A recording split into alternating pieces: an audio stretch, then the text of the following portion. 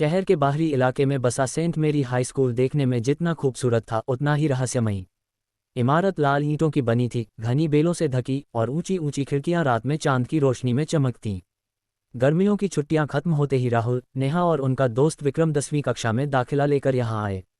पहले दिन लंच में ही बच्चों ने फुसफुसाना शुरू कर दिया। ये स्कूल 50 साल पहले बंद हो गया था, एक हादसे के बाद। एक लड़के ने कहा। क्या हादसा? नेहा ने पूछा। प्रिंसिपल मैडम रीटा ने सारी टीचर्स को मार डाला था और फिर खुद को।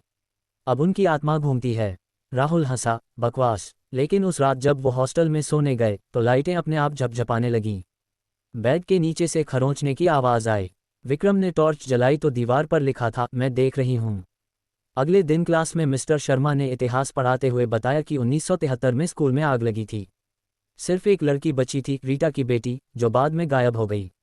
राहुल को लगा ये सिर्फ कहानी है, पर लाइब्रेरी में उसने एक पुरानी फोटो देखी। प्रिंसिपल रीटा, आंखें खाली, मुस्कान डरावनी। फोटो के पीछे लिखा था, जो आएगा वही जाएगा। शाम को खेल के मैदान में गेंद अचानक रुक गई। हवा नहीं थी, पर पत्तियां उड़ने लगीं। नेहा ने देखा, एक सफ़ेद साड़ी वाली औरत दूर खड़ी थी, सिर झुका हुआ। जब नेहा ने चिल्लाया, औरत गायब हो गई। तीनों दोस्त डर गए। रात को हॉस्टल की छत पर कोई रोने की आवाज़ आई। विक्रम ने दरवाज़ा खोला तो गलियारे में खून के निशान थे, जो उनकी कमरे तक आते थे। राहुल ने फैसला किया, वो सच जानेंगे। उन्होंने लाइब्रेरी में पुरानी फाइलें खंगालीं। एक डायरी मिली, रीटा की।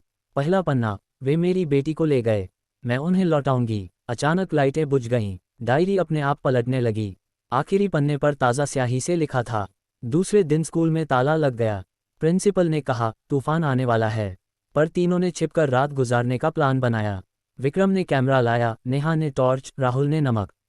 रात 12 बजे घंटी अपने आप बजी। क्लासरूम की कुर्सियां हिलने लगीं। ब्लैक बोर्ड पर चाक से लिखा गया, खेलना है। अचानक दरवाज़ा बंद हो गया। नेहा ने चिल्लाया, पर बाहर कोई नहीं। कैमरे में एक छाया दिखी, लंबी, सफ़ेद, बिना चेहरे की। वे भागकर लाइब्रेरी पहुंचे। वहां किताबें अपने आप गिर रही थीं। एक किताब खुली, 1973 की आग की रिपोर्ट। फोटो में जलती हुई प्रिंसिपल रीटा, हाथ में बच्ची। कैप्शन, बेटी को बचाने की कोशिश असफल। अचानक फर्श फट गया। नीचे सीढ़ियां थीं, बेसमेंट की। वे उतरे। दीवारें नम, बदबू। एक कमरा मिला, पुराना प्रिंसिपल ऑफिस। मेज पर रीटा की डायरी। नया पन्ना, तारांकन तारांकन, मेरी बेटी को ढूंढो, वो जीवित है। तारांकन तारांकन। पर्दा हटा तो शीशे में रीटा खड़ी थी, आंखें खून से भरी। तुमने वादा किया था, उसने फुसफुसाया। नेहा ने नमक फेंका, रीटा चीखी और गायब हो गई। पर दीवार से खून बहने लगा। वे भागे। गलियारे में बच्चों की आवाज़ें, मदद करो, हमें जलने दो मत। विक्रम ने कैमरा घुमाया तो दर्जनों बच्चे दीवार में फंसे दिखे, जलते हुए। रात 3 बजे छत पर पहुंचे। वहां एक छोटी लड़की खड़ी थी, पीठ उनकी ओर। आप कौन? राहुल ने पूछा। लड़की मुड़ी, चेहरा नहीं था, सिर्फ काला छेद। माँ आ रही हैं, उसने कहा। नीचे से रीटा की चीख गूंजी। स्कूल हिलने लगा। तीनों ने देखा, इमारत के बाहर आग की लपटें, पर असली नहीं। 1973 की आग दोहराई जा रही थी। सुबह हुई। स्कूल सामान्य लग रहा था, पर तीनों की आंखों के नीचे काले घेरे। उन्होंने प्रिंसिपल से पूछा, 1973 में क्या हुआ था? जवाब, पुरानी बातें, भूल जाओ। पर वे नहीं माने। लाइब्रेरी में एक गुप्त दराज मिला। अंदर एक लिफाफा, रीटा की बेटी का बर्थ सर्टिफिकेट।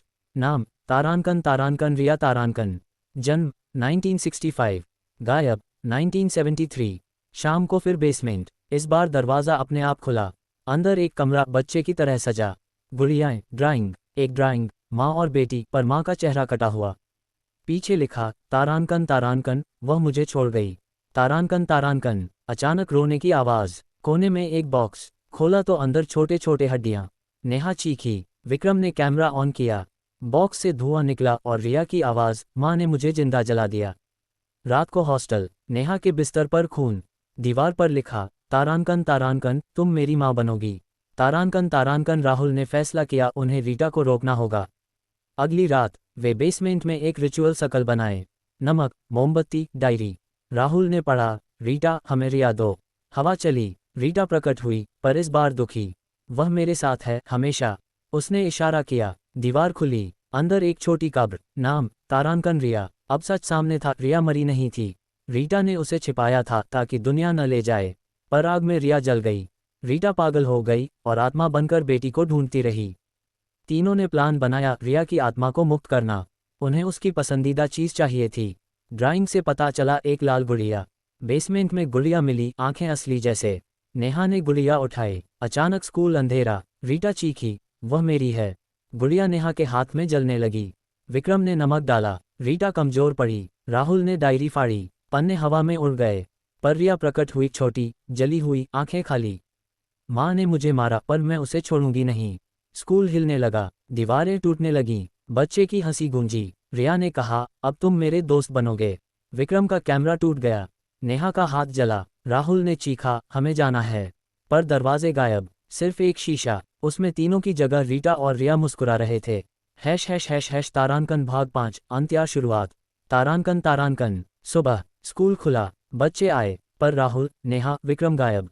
प्रिंसिपल ने कहा, ट्रांसफ़र हो गया। पर लाइब्रेरी में उनकी फ़ोटो लगी। मुस्कान अजीब। रात को नया बच्चा आया। उसने बेसमेंट सुना। गया। वहाँ गुड़िया मिली। उठाए। आवाज़ आई, खेलोगे?